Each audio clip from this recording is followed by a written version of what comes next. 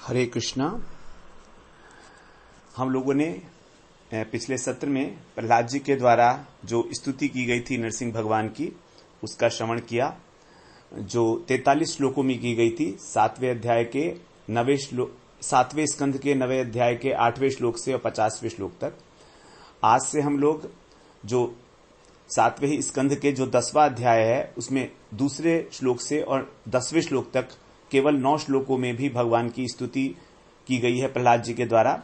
जब प्रहलाद जी ने अपनी स्तुति की 43 श्लोकों में, तो नरसिंह भगवान जो हैं उन्होंने कहा प्रहलाद जी से कि मैं तुमसे अत्यंत प्रसन्न हूं, तुम्हारी जो भी अभिलाषा हो तुम मुझे मांग लो, क्योंकि मैं सभी जीवों की इच्छाओं को पूरा करने वाला हूं और मेरा दर्शन होना बड़ा कठिन है। लेकिन जब दर्शन हो जाते हैं तो व्यक्ति के हृदय में किसी प्रकार की जलन इत्यादि नहीं रहती। सभी मनोरथ को मैं पूर्ण करता हूं, इसलिए सभी जितेंद्रिय पुरुष जो भी हैं, साधु लोग, वो मुझे प्रसन्न करने का ही प्रयत्न करते हैं। तो जब नरसिंह भगवान ने इस प्रकार से प्रहलाद जी से कहा कि तुम मुझसे कोई भी वर मांग लो, तब प्रहलाद जी फिर जो है उनकी स्तुति करते हुए और जो अपना वरदान मांगते हैं तो किस प्रकार से मांगते हैं, ये भी एक स्तुति के रूप में है। 10वें अध्याय के 7वें स्कंध के ही 10वें अध्याय के दूसरे श्लोक से और 10वें श्लोक तक, अर्थात 9 श्लोकों में। इसमें प्रहलाद जी बताते हैं कि हे भगवान, जो वरदान है वो भक्ति के अंदर बाधक है। कहते हैं कि मैं तो जो है जन्मों जन्मों से विषयों के अंदर आसक्त हूं और ये विषय भोग तो हृदय की गांठ को और भी मजबूत करके हमें जन्म मृत्यु के चक्कर में ही काटेंगे। तो आप मुझे इस प्रकार से ये प्रलोभन दे रहे हैं, तो मुझे लगता है कि आप मेरी परीक्षा ले रहे हैं, क्योंकि आप तो परम दयालु हैं और जो स्वामी से अपनी अपेक्षाएं पूरी कराना चाहता है, अपनी कामनाएं पूरी कराना चाहता है, वो तो वास्तव में कोई उनका सेवक ही नहीं है। तो क्योंकि वो तो जो है उनकी जो सेवा कर रहा है उसके बदले में अपनी कामनाओं की पूर्ति चाह रहा है, इसलिए वो सेवक भी नहीं है। और मैं तो आपका निष्काम सेवक हूं। और जो स्वामी से अपनी कामनाओं की पूर्ति कराए वो सेवक नहीं, और जो सेवक से सेवा कराने के लिए उसकी कामनाओं को पूरा करे वो स्वामी नहीं।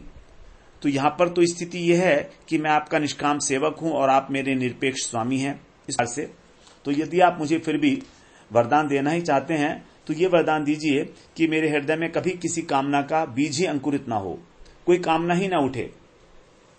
क्योंकि जब हृदय में कामनाएं उठती हैं तो हमारे जो इंद्रियां हैं, मन, प्राण, धर्म, धैर्य, बुद्धि इत्यादि, ये सब के सब नष्ट हो जाते हैं। इसीलिए कहते हैं प्रहलाद महाराज कि जब मनुष्य अपनी कामनाओं का त्याग करता है तभी वो अपने स्वरूप को प्राप्त करता है। इस प्रकार से प्रहलाद महाराज जो है 9 श्लोकों में स्तुति करते हैं, तो हम लोग उसका श्रवण करते हैं। कह रहे हैं, प्रहलाद उवाच मां प्रलोभयोत्पत्त्यासक्तं कामेषु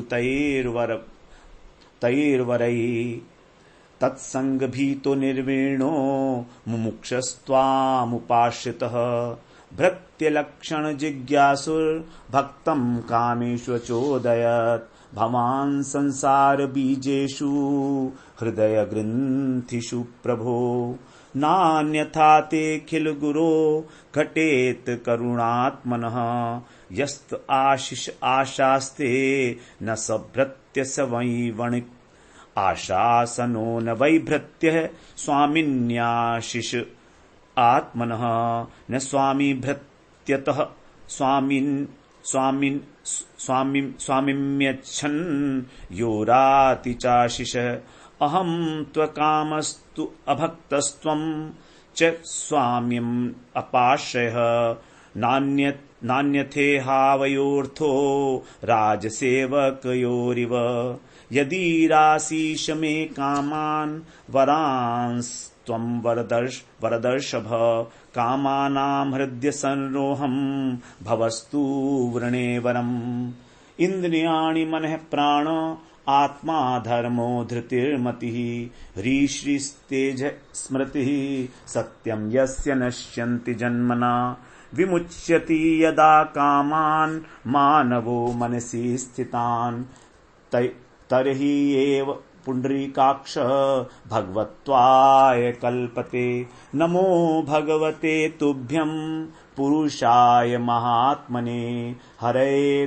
अद्भुत सिंहाय ब्रह्मणे परमात्मने।